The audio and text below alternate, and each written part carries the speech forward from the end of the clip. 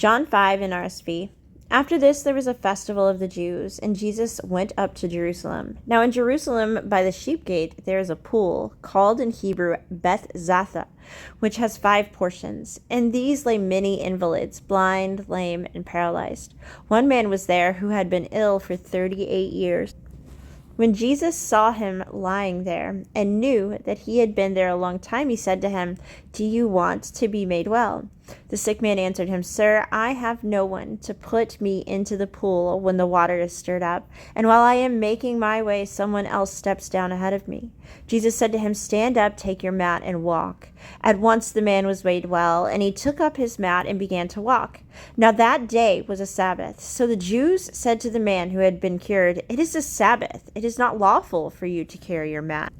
But he answered them, "The man who made me well said to me, 'Take up your mat and walk.'" They asked him, "Who is the man who said to you, take it up and walk?"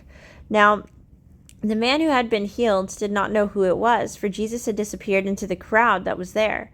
Later Jesus found him in the temple and said to him, "See, you have been made well. Do not sit anymore, so that nothing worse happens to you." The man went away and told the Jews that it was Jesus who had made him well.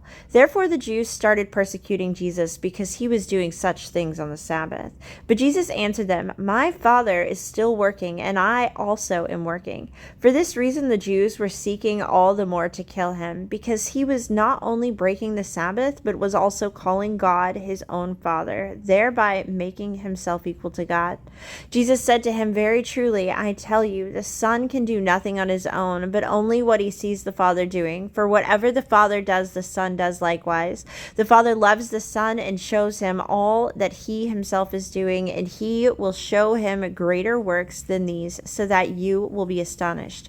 Indeed, just as the Father raises the dead and gives them life, so also the Son gives life to whomever he wishes. The Father judges no one, but has given all judgment to the Son, so that all may honor the Son just as they honor the Father. Anyone who does not honor the Son does not honor the Father who sent him. Very, very truly, I tell you, anyone who hears my word and believes him who sent me has eternal life, but does not come under judgment, but is passed from death to life. Very truly, I tell you, the hour is coming and is now here, when the dead will hear the voice of the Son of God, and those who will hear will live. For just as the Father has life in himself, so he has granted the Son also to have life in himself, and he has given him authority to execute judgment, because he is a Son of Man. Do not be astonished at this, for the hour is coming when all who are in their graves will hear his voice and will come out, those who have done good to the resurrection of life, and those who have done evil to the resurrection of condemnation.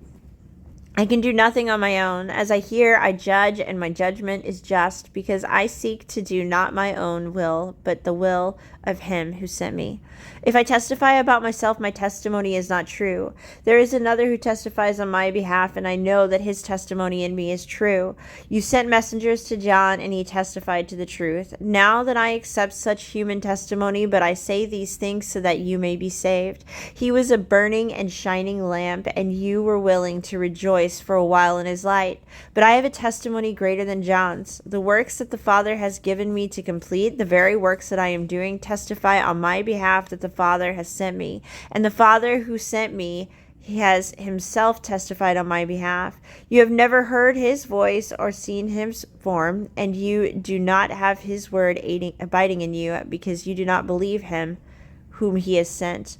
You search the scriptures because you think that in them you have eternal life, and it is that they testify on my behalf. Yet you refuse to come to me to have life.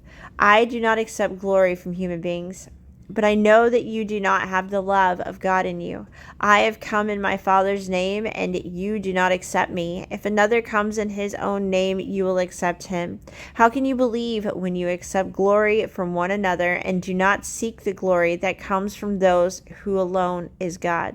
Do not think that I will accuse you before the Father. Your accuser is Moses, on whom you have set your hope. If you believed Moses, you would have believed in me, for he wrote about me. But if you do not believe what he wrote, then how will you believe what I say?